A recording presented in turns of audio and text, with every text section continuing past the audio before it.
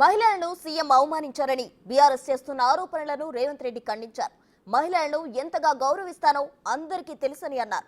కావాలని మహిళా ఎమ్మెల్యేలతో బీఆర్ఎస్ అధిష్టానం రాజకీయం చేస్తుందని సీఎం మండిపడ్డారు. సొంత చెల్లిని కాపాడుకోలేకపోతున్న వారు మిగిలిన మహిళా ఎమ్మెల్యేలను గౌరవిస్తారని రేవంత్ ప్రశ్నించారు. ఇంకొక అక్క ఎలక్షన్ కు పోతే నా మీద 2 క్రిమినల్ కేసులైన ఈ రోజుకున్న కోర్టుల చుట్టూ తిరుగుతున్న అధ్యక్ష, మీరు మాత్రం అక్కడికి వెళ్ళి మహిళా కమిషన్ చైర్పర్సన్ తెచ్చుకున్నారు, ఎమ్మెల్యే టికెట్ తెచ్చుకున్నారు, ఎమ్మెల్యేలు అయినారు. నేనేమన్నా అధ్యక్ష నా మీద కేసులు తీయాలని? అరే తమ్ముడు నా ఎలక్షన్కి వచ్చిండు, ఆయన మీద ఎందుకు కోపం, కేసులు తీయండి అని ఎప్పుడని చెప్పిండ్రు అధ్యక్ష? అయినా నేను అక్కల్ని ఏం అడగలేదు కదా అధ్యక్ష, ఏమనలే కదా. అక్కలుగానే భావించిన సొంత అక్కలే అని నేను భావిస్తున్నా అని చెప్పిన అధ్యక్ష. నా కుటుంబ సభ్యురాలు సీతక్క అని చెప్పిన. ఎంత అవమానకరంగా మాట్లాడింది అధ్యక్ష సీతక్క పట్ల. ఇవాళ సీతక్క అక్కడ నించుంటే వెనకాల నుంచి ఒక సభ్యుడు వచ్చి ఇంకొక సభ్యుడితో మాట్లాడుతుంటే ఇవాళ టీఆర్ఎస్ నాయకులు సోషల్ మీడియాలో పెట్టిన మీమ్స్ చూస్తే మీరే ఆ వేదిక మీద నుంచి వచ్చి చెప్పు తీసుకొని కొడతారు అధ్యక్ష. వాళ్ళను చేత్తో కూడా కొట్టారు. ఒక ఆదివాసి బిడ్డ, ఉద్యమాల నుంచి వచ్చిన బిడ్డ, పేదల కోసం కొట్లాడుతున్న సీతక్కను అవమానించే విధంగా ఇదేనా మీ నీతి, మీ జాతి? ఇందుకోసమేనా మీరు ఇవాళ ఇట్లాంటి రాజకీయాలకు పన్నుతారా? ఆమె దళిత, ఆమె ఆదివాసి ఆడబిడ్డ కాబట్టి ఆమెను అవమానించవచ్చా?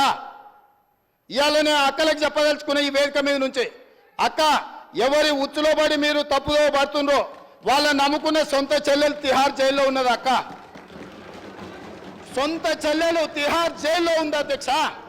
సొంత చెల్లెల్ని తిహార్ జైల్లో పెట్టి ఢిల్లీకి వెళ్ళి మమ్మల్ని లోపలేకు, మా చెల్లెలు కావాలంటే ఇంకో ఏడాది లోపల పెట్టని వేరే సారాలు చేసుకున్న నీచుల అధ్యక్ష వాళ్ళు. వాళ్ళ గురించి ఏందక్క మీరు మాట్లాడేది? ఈ అక్కల కోసం కొట్లాడింది నేను అధ్యక్ష, వాళ్ళు కాదు. కాబట్టి ఆ అక్కల పట్ల నేను మహిళల పట్ల గౌరవంగా ఉండేవాడిని, అక్కల్ని గౌరవించేవాడిని. మంత్రివర్గ సమావేశంలో కూర్చి లేకపోతే కొండ సురేఖక్కనో సీతక్కనో వస్తే నేను లేచి కూర్చిచ్చిన ఎన్నోసార్లు ఈ అక్కలు ఉండ్రు. ఈ తమ్ముని నమ్ముకున్న అక్కలు మంత్రులై ముందు వరుసలు ఉండరా అధ్యక్ష? ఈ తమ్ముని నమ్ముకున్న అక్కలు మంత్రులై ఇక్కడ ఉన్నారు. ఆ దిక్కుమాల తమ్ముని నమ్ముకున్న అక్కల పరిస్థితి ఏముందో మీకు తెలుసు కదా అధ్యక్ష. సొంత చెల్లెలు జైల్లో ఉంది అధ్యక్ష. ఆ చెల్లె గురించి మాట్లాడారు. చాలా వివరాలు మాట్లాడుకుందాం, మాకేం అభ్యంతరం లేదు.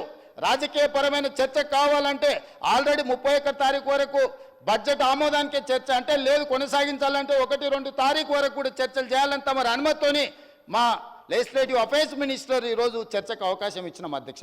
చర్చలో పాల్గొనండి, ఇష్యూ బేస్డ్ డిబేట్ చేయండి. ఏ ఇష్యూ నా ఇష్యూను ప్రత్యేకంగా చూడండి.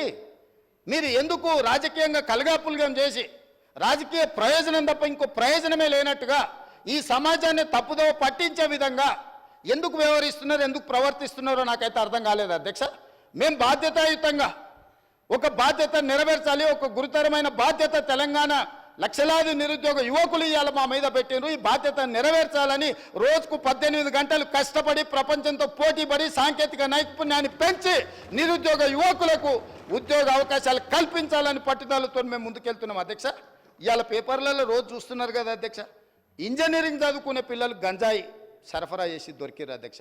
డాక్టర్లు చదువుకునే పిల్లలు గంజాయి సేవిస్తూ గంజాయి కొనుగోలు చేస్తూ ఇలా దొరికింది అధ్యక్ష. ఈ చర్చనే జరగొద్దని, ఈ చర్చను తప్పుదో పట్టించాలని నిన్నగాక మొన్న మీ అందరి సమక్షంలో రైతు రుణమాఫీ 2వ విడత దాదాపుగా 1,50,000 వరకు ఉన్న రైతులకు 6,000 కోట్ల 198 లక్షలు విడుదల మా ఆర్థిక మంత్రి గారు, ఉప ముఖ్యమంత్రి గారు చేస్తే ఆ చర్చ ఎక్కడ జరగొద్దు, రైతులకు చేరొద్దని ఒక దుర్మార్గమైన ఆలోచన రాజకీయ పాచికతోని సభను స్తంభింపజేసి ఆడబిడ్డలను అడ్డం పెట్టుకొని, అక్కల్ని అడ్డం పెట్టుకొని రాజకీయం చేస్తారు అధ్యక్ష. ఇదా అధ్యక్ష?